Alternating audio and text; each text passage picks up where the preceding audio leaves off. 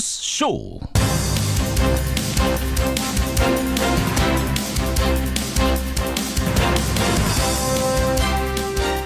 정치 보복 운운하는 데 대해 분노의 마음을 금할 수 없다. 이명박 전 대통령이 그제 성명을 낸 데 대해서 문재인 대통령이 한 말입니다. 애청자 여러분 안녕하십니까? 이명박 전 대통령 측 자신에 대한 수사가 노무현 대통령 죽음에 대한 한풀이하는 게 아니냐 이런 말을 했었죠. 결국 전 정권과 현 정권의 싸움이라는 그런 프레임이 지금 만들어지고 있습니다. 그런데요, 이 프레임 이명박 전 대통령이 원하는 그림인지 모르겠습니다만 국민들은 용납 안 할 겁니다. 국민들 수준 높습니다. 범죄를 수사하는데 이걸 마치 전현직 대통령 간의 싸움인 양 몰고 가는 그런 물타기 안 통할 거라는 점. 프레임 만들기를 멈추시라 조언합니다.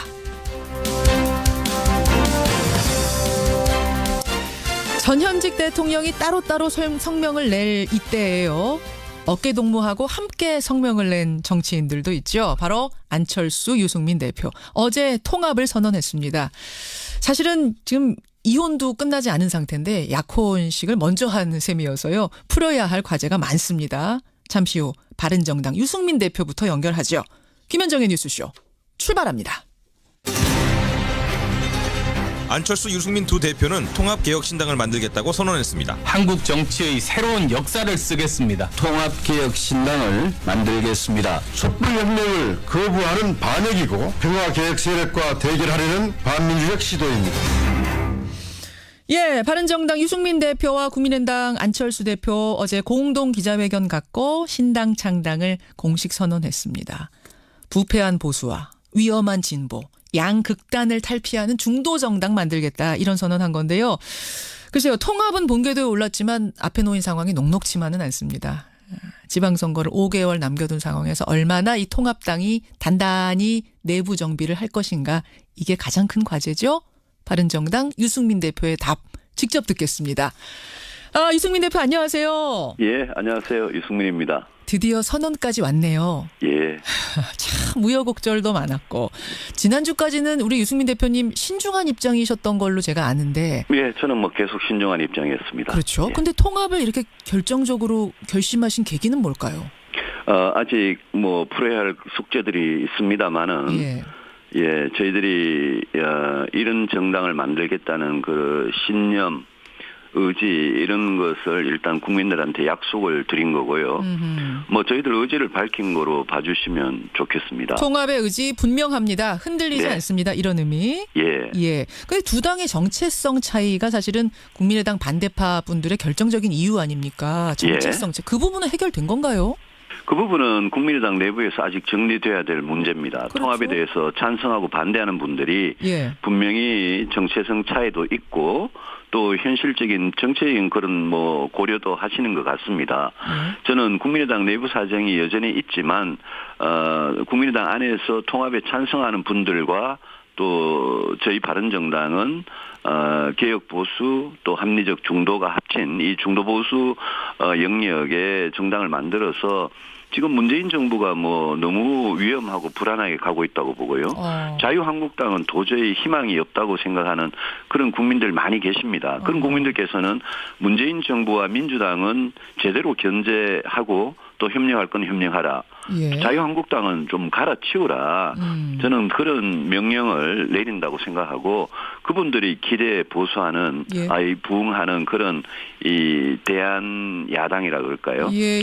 그런 정당을 만드는 게 저희들 목표입니다. 양극단, 아까 부패한 보수와 위험한 진보란 표현을 쓰셨어요. 네. 그 두 가지를 다 위험하게 생각하는 반대하는 분들이 선택할 만한 정당, 대한정당이 되겠다는 말씀까지는 이해가 되는데 문제는 그 두 당이 지금까지 안보에 대한 입장이라든지 이런 정체성 차이가 분명히 있지 않았습니까? 이게 극복이 됐느냐? 그걸 질문 드리는 거예요.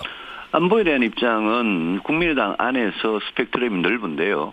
안보에 대한 입장이 저희들 바른정당이 추구하는 그런 안보와 같이 생각하는 그런 분들도 국민의당 안에 많습니다.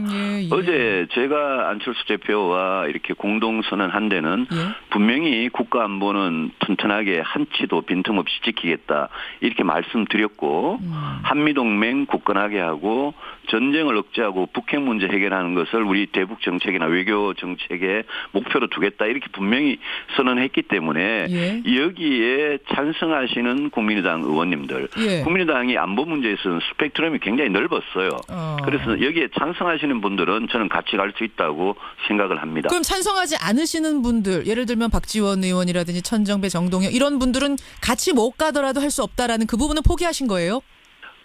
그분들이 이 외교 안보나 어떤 정체성 관련해서 굳이 통합에 반대하시겠다면 그거는 그분들이 결단하실 거라고 봅니다.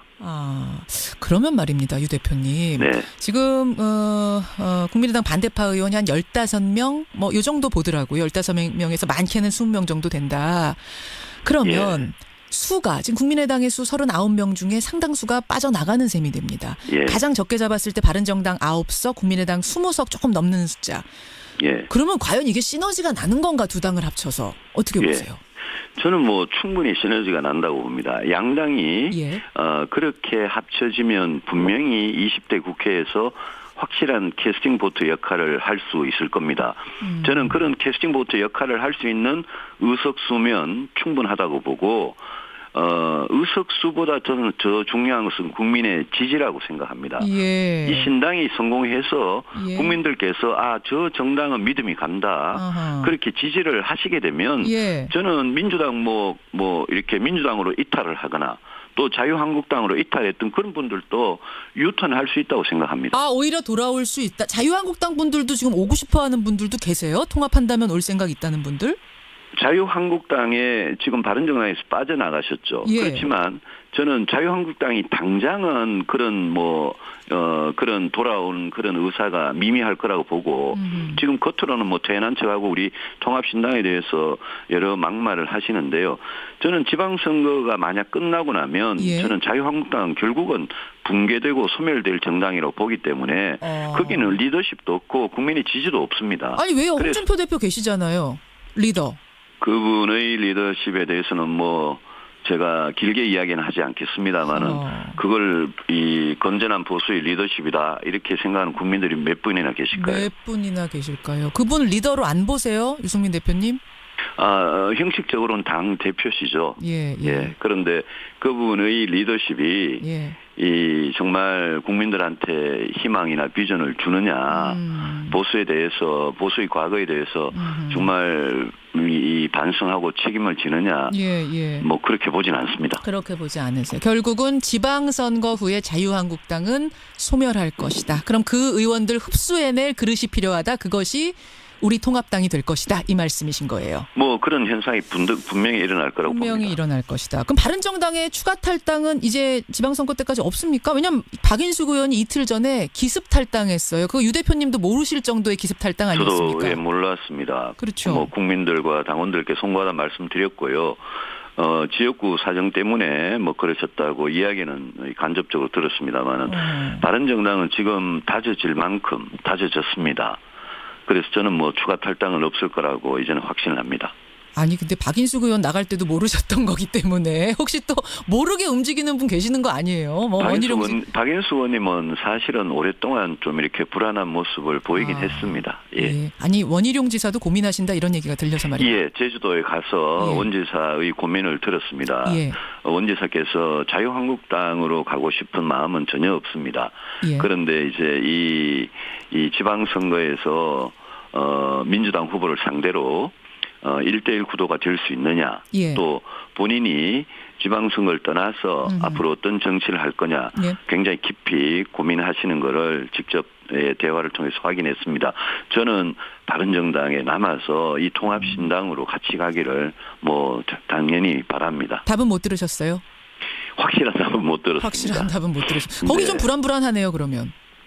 고민을 하고 계시니까 예, 그런 측면이 있죠. 알겠습니다. 원지사 그런 상태. 국민의당 같은 경우에는 비례대표 제명 문제가 남습니다. 뭐 이상돈 의원 같은 분 출당을 반대파시죠. 통합 반대파. 출당을 시켜줘야 의원직이 유지되기 때문에 출당 좀 시켜달라 이러는 건데 안철수 대표는 출당시킬 마음이 없다는 입장. 유승민 의원은 어떻게 생각하십니까? 저희들이 바른정당 만들 때 이제 자유한국당이 지금 김현아 의원이라고 계시는데요. 계시죠? 비례대표시죠. 예. 그분이 저희들하고 뜻을 같이 했는데 자유한국당이 출당을 안 시켜줘서 맞습니다. 지금 자유한국당에서 완전히 왕따를 당하고 계시는데요. 예. 그런데 이제 이 비례대표 출당 문제는 이거는 저는 뭐 아직은 이 법적 통합이 안 됐으니까 안 대표님이나 국민의당이 알아서 하실 문제라고 생각합니다. 그런데 만약 이제 국민의당 안에서 통합 찬성파, 반대파 이렇게 나뉘어져 있는데 이 두 그룹이 정치적인 어떤 합의, 정치적인 해결을 할 수 있느냐 거기에 달린 문제라고 봅니다. 뭐 이른바 합의이혼이라고 얘기들을 하더라고요. 예. 달린 문제인데 거기서 이제 지금 안 대표는 하여튼 나는 합의이혼할 생각 없다. 제명시켜줄 생각 없다. 이 상태로 통합이 돼버리면 통합 작업이 이루어지고 나면 유 대표도 한 당이시기 때문에 그 부분 결정하셔야 되거든요. 개인적인 소신은 어느 쪽이세요? 저는 뭐 정치인은 뭐 정치적인 의사를 존중하는 게 맞다고 보고요. 억지로 이렇게 한 집에 있어도 뭐 지역구 국회의원들 같은 경우에는 언제든지 본인 의사에 따라서 뭐 탈당이나 어떤 다른 당으로 입당하거나 이런 게 가능한 거 아니겠습니까? 그래서 저는 같은 당을 하면 어떤 뜻과 가치 우리가 어떤 세상 만들 거냐 어떤 정치할 거냐 이런 데 대해서 뜻을 이렇게 같이 하는 분들이 똘똘 뭉치는 게 그 정당의 힘이라고 생각합니다. 김연아 의원 같은 경우를 보셨기 때문에 지금 이런 얘기 하시는 거군요. 보내주는 게 맞다. 알겠습니다. 국민의당과 통합 후에 다른 통합이 더 이어질 가능성이 있습니까? 아까 뭐 자유한국당 소멸 얘기는 하셨습니다만 소멸되기 전에라도 자유한국당과 함께할 가능성이 있습니까? 지방선거 전에는 저는 없다고 봅니다. 그런데 지방선거 이후에 저는 이 중도 보수 이 정치권에서 더 큰 변화가 있을 수도 있다 이렇게 생각합니다. 그거는 저희들이 하겠다는 통합개혁신당의 성공과도 직접 관련이 되어 있습니다. 저희들이 성공하지 못하고 미미하게 그렇게 존재하면 그런 변화가 있을 수가 없고요. 그렇죠. 저희들이 잘하면 저는 그런 변화의 에너지가 저희들 스스로 만들어낼 수 있다고 생각합니다. 오지 말라고 해도 그때는 올 거다 이 말씀이세요? 그렇게 생각합니다. 그럼 지금 바른정당 탈당하고 다시 자유한국당으로 갔던 분들 온다고 하면 받아주실 거예요? 그거는 뭐 그분들만 대상으로 제가 지금 드리는 말씀이 아니고 자유한국당이 118석입니다 지금. 그 118석의 의석수는 정말 많은 의석입니다. 그렇죠. 그런데 의석수에 비해서 내부의 어떤 결집 또 국민의 지지 이런 건 너무나 약한 상태고 언제든지 깨어질 수 있는 상태이기 때문에 저희들이 잘해서 자유한국당을 갈아치우는 그런 에너지가 된다면 저는 자유한국당 붕괴는 시간 문제라고 생각합니다. 근데 자유한국당 분들하고 국민의당과도 접점이 있습니까? 국민의당 내에서는 지지자들 반발이 좀 있을 것 같은데요. 그 부분은 분명히 저희들 신당의 어떤 정체성 이 부분이 개혁적 보수와 합리적인 중도를 합치는 중도 보수 정당이다라고 했기 때문에 저는 이 그릇이 앞으로 굉장히 크게 쓰일 수 있다. 커질 수 있다. 그렇게 100석 뭐 이렇게 목표하세요. 지금 뭐 시작은 미미합니다만. 지금 지방선거 때까지는 지금 통합신당으로 총력을 다하고 일단 국민의 어떤 중간평가 같은 걸 받고요. 그 결과에 대해서는 뭐 당연히 뭐 책임질 사람은 당연히 책임질 거고 그 이후에 대해서는 저희들 정말 의지를 가지고 뭐 정당이라는 게 지방선거 하나만 보고 지금 하는 건 아니죠. 그렇죠. 그 이후에 총선 또 더 나아가서 대선 길게 보고 저희들이 일관되게 노력한다면 저는 분명히 좋은 결과 가질 수 있을 거라고 봅니다. 알겠습니다. 책임 얘기 지금 하셨어요. 지방선거 책임. 어제 기자회견에서 통합 후에 유승민 대표는 어떻게 하실 겁니까? 안철수 대표는 백의종군한다고 했는데 이거 질문 나왔을 때 책임을 다하겠다는 뜻에서 난 백의종군 얘기할 생각은 없다. 그러셨어요. 이 얘기는 그럼 6월 지방선거까지 내가 책임지겠다. 대표로서 끌고 가겠다. 이 의미로 해석하면 됩니까?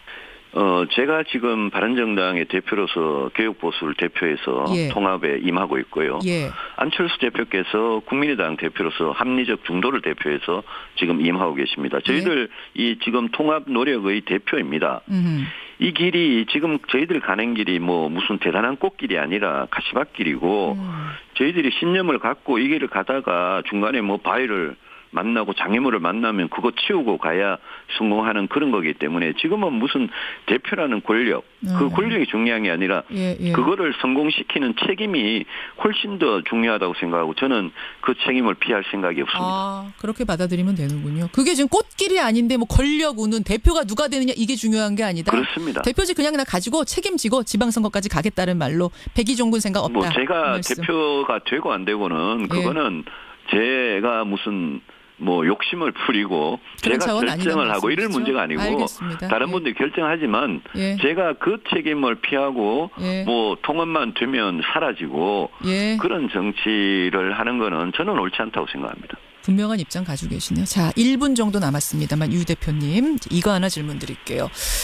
이명박 전 대통령의 기자회견이 뭐 굉장히 큰 지금 논란을 일으키고 있습니다. 네. 어떻게 바라보고 계세요, 이 상황? 저는 이명박 정부 때 뭔가 정말 심각한 문제가 있었다면 그걸 밝히고 바로잡는 거 이거는 법원과 검찰과 법원의 역할이라고 생각하지 이게 행정부 수반인 대통령 역할이 아니라고 생각합니다. 문재인 대통령께서 그런 식으로 감정을 앞세우면 그게 검찰에게 수사의 가이드라인을 주는 거 아니겠습니까? 분노 발언 이거 말씀하시는 거예요?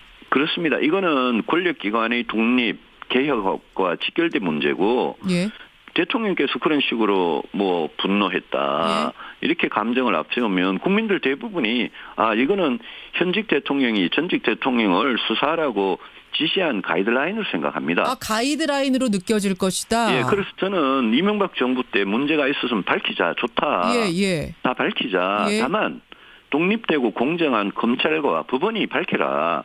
이렇게 두면 되는 거지. 그거를 문 대통령께서 하루 만에 뭐 경로했다, 모욕이다, 사법질서 부정이다. 그건 아니라고 보세요. 저는 그렇게 말씀하시는 거는 오히려 지금 권력을 잡고 있는 사람이 누굽니까? 싸움을 먼저 건 건 이명박 전 대통령이긴 하지 않습니까? 노무현 대통령 한풀이 이러면서. 전직 대통령이 싸움을 걸어도 현직 대통령이 그런 식으로 감정을 앞세우면 저는 지금은 권력을 잡고 있는 분이 문재인 대통령 아닙니까? 그러니까 그 권력을 행사하는 한마디 한마디가 그게 중요하다고 보는 거죠. 참으셔라 이 말씀이시군요. 인내하셔야 된다. 가만히 계시면 검찰과 법원이 수사하도록 그냥 두면 되는 겁니다. 여기까지 입장 확인하겠습니다. 유승민 대표 고맙습니다. 감사합니다. 바른정당 유승민 대표였습니다.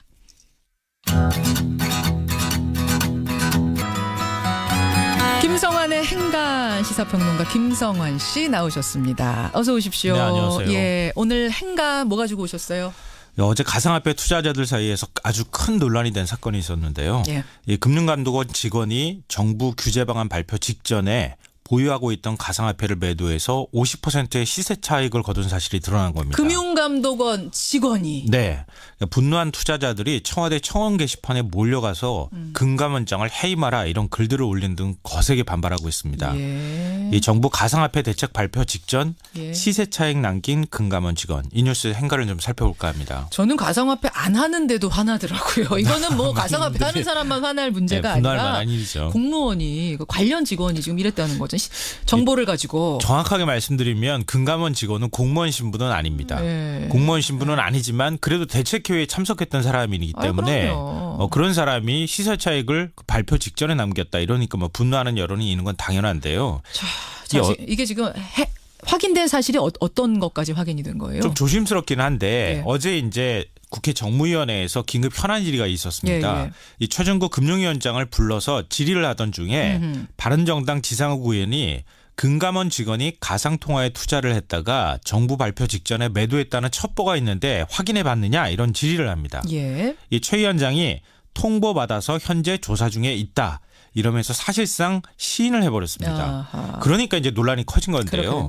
이 해당 직원은 가상화폐를 매도한 시점이 작년 12월 11일이었습니다. 그러니까 미성년자 거래 금지 등을 담은 정부의 가상화폐 대책이 나오기 이틀 전입니다. 이틀 전에 그 이틀 후에 어떻게 됐죠? 폭락하기 시작한 거죠. 예, 그렇죠. 가격이 폭락한 거죠. 예. 그러니까 그 이틀 전에 가상화폐를 매도를 해서 1,300만 원을 투자했는데 700만 원 넘게 수익을 냈다는 겁니다. 그러니까 1,300만 원 투자했는데 700만 원 넘게면은 정말 반이 넘네. 50%가 넘네요. 넘는 거죠. 수익률이. 이 가상화폐 커뮤니티에서 뭐 미공개 정보를 이용해서 돈 번 거 아니냐.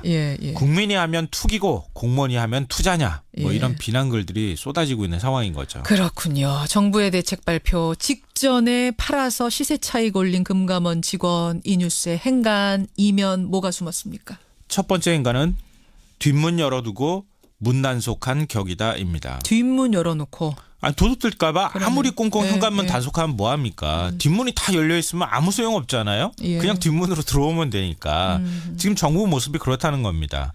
가상화폐 거래소를 폐쇄할 수 있다. 아무리 엄포성 얘기를 하고 단속을 하면 뭐합니까? 뒷문 다 열려있잖아요. 그러네요. 작년 12월 13일 정부의 규제 방안 발표할 때 어떤 일 벌어졌습니까? 발표 몇 시간 전에 SNS에 대책 문건이 다 공개가 돼버렸어요. 사진이 찍혀가지고. 나중에 관세청 직원이 이거 유출했다고 하는 맞아요. 사실이 드러났잖아요. 이것도 모자라서 이번에 대책회의에 참석했던 금감원 직원이 가상화폐 발표 직전에 매도해서 시세 차익 거뒀다. 이런 소리가 나오는 겁니다. 정부가 규제 대책 발표한다. 그러면은 가장 먼저 해야 될 일이 뭐겠습니까? 국민들한테 엄포 놓는 거겠습니까? 그 전에 해야 될 일은 내부 단속입니다. 그러네요. 자기 문 잠궈야 되는 거거든요. 지금 이 직원 외에 한두 명 더 있다는 얘기가 나오고 있거든요. 정말 한두 명밖에 없을까요? 훨씬 더 많은 공무원들이나 이런 사람들이 투자하지 않았을까요? 정부가 자기 문 단속도 지금 제대로 못하고 있는 상황이라는 겁니다. 그러네요. 국민들이 느낄 배신감을 생각 못했을까요? 참, 이게 정부가 생각 못했다 그러면 안 되는 거죠. 너무 나이브한 거죠. 두 번째 행간 뭔가요? 두 번째 행간은 잠펀치에 KO 당한다입니다. 이건 무슨 말씀이세요? 권투 경기 보신 적 있으시죠? 그렇죠. 선수가 KO 당하는 경우는 크게 두 가지예요. 카운터 펀치 한 방 빵 맞고 급소에 맞아가지고 바로 팍 하고 주저앉는 경우가 있고요. 또 한 가지는 잠펀치를 계속 맞아가지고 충격이 누적돼서 나중에 작은 펀치 하나 탁 맞고도 그냥 펄썩 주저앉는 경우예요. 이게 더 치명적이잖아요, 사실은. 네, 맞아요. 지금 정부 모습 보면 계속 잠펀치 맞고 있는 선수를 보는 것 같아요. 의욕은 넘치는데 몸이 안 따라주는 것 같은데요. 가상화폐 대책도 박상기 법무부 장관이 느닷없이 가상화폐 거래소 폐쇄 추진하겠다 이렇게 얘기를 했다가 막 발칵 뒤집어졌잖아요. 그렇죠. 2030 세대 표 다 떨어졌다는 얘기까지 나왔거든요. 유치원 어린이집 영어 수업 금지하겠다. 이것도 오락가락해서 맞아요. 젊은 층 학부모 표 다 떨어졌다는 소리 또 나왔습니다.